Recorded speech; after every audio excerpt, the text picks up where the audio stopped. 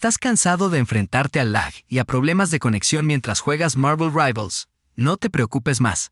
Hoy te mostraremos paso a paso cómo diagnosticar y solucionar los problemas de lag, ping alto y problemas de conexión en Marvel Rivals. Desde optimizaciones sencillas hasta ajustes más técnicos, cubriremos todo lo necesario para mejorar tu experiencia de juego y mantener tu rendimiento en Marvel Rivals.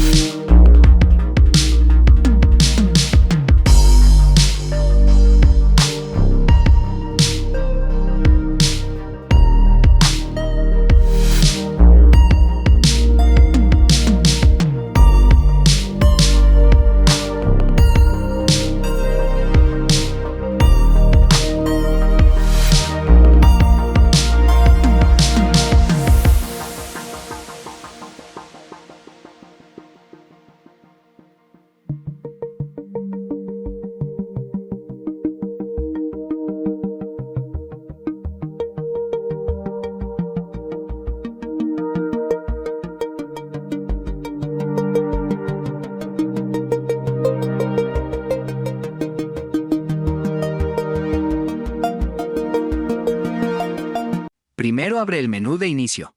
Abre configuración. Abre red de internet. Abre proxy. Desactiva la detección automática de configuraciones.